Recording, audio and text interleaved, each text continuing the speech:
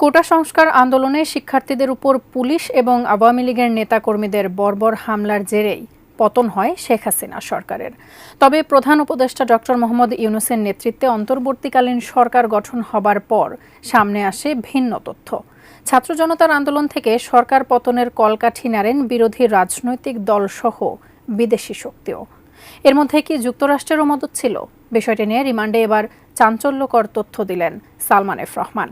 কি তথ্য দিলেন তিনি, জানাচ্ছেন সহকর্মী শাহাদাত রিফাত।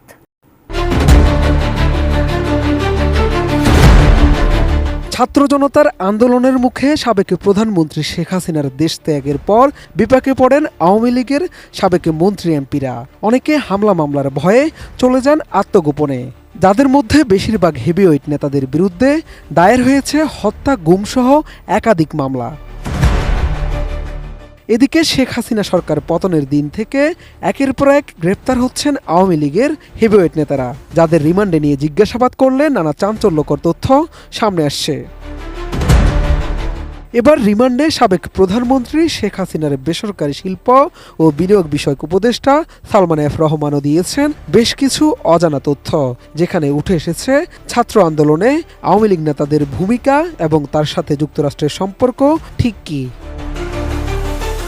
গ্রেফতারের পর রিমান্ডে সালমান এফ রহমান স্বীকারোক্তিতে এমন তথ্য দিয়েছেন বলে জানিয়েছে ডিবি, যেখানে তিনি জানান আওয়ামী লীগের 5 জন নেতার জন্য কোটা সংস্কার আন্দোলনকে কেন্দ্র করে দেশে ভয়াবহ পরিস্থিতি হয়েছিল।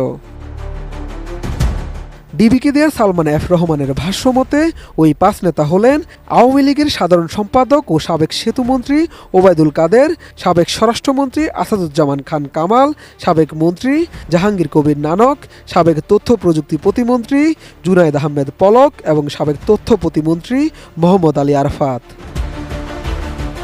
কাঠ ও পিভিসি ম্যাটেরিয়ালের সংমিশ্রণে তৈরি আধুনিক আরএফএল উডিডো, কাঠের চেয়েও কঠোর। সংশ্লিষ্ট ডিবি সূত্র জানায় সালমান এফ রহমান বলেছেন, তিনি যেহেতু ব্যবসায়ী, তাই ব্যবসায়ীদের সঙ্গে তার বেশি বৈঠক হতো। ওইসব বৈঠক থেকে দেশের অবস্থা স্থিতিশীল রাখতে তারা চাপ দিত। তিনি ওই চাপের কথা তৎকালীন প্রধানমন্ত্রীকে অবগত করতেন, কিন্তু তিনি পাত্তা দিতেন না। রুদ্ধদ্বার বৈঠকগুলোতে শেখ হাসিনা তাকে রাখতেন না। ছাত্র আন্দোলনে যুক্তরাষ্ট্রের কানেকশনের বিষয়ে জানতে চাইলে তিনি ডিবিকে বলেন, যুক্তরাষ্ট্রের সঙ্গে তার কোনো বিশেষ কানেকশন ছিল না। তারা বাংলাদেশে অনেক বিনিয়োগ করেছে, কিন্তু টাকা নিতে পারছিলেন না।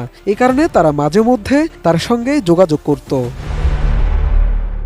যুক্তরাষ্ট্রের লোকজন কেন বারবার এসে তার সঙ্গে বৈঠক করত জানতে চাইলে সালমান এফ রহমান ডিবির সংশ্লিষ্ট কর্মকর্তাকে বলেন, মূলত বৈঠকগুলো ছিল অর্থনৈতিক বিষয়ে। ডলার সংকট সহ নানা কারণে যুক্তরাষ্ট্রের বিনিয়োগকারীদের মুনাফা দিতে পারছিল না সরকার।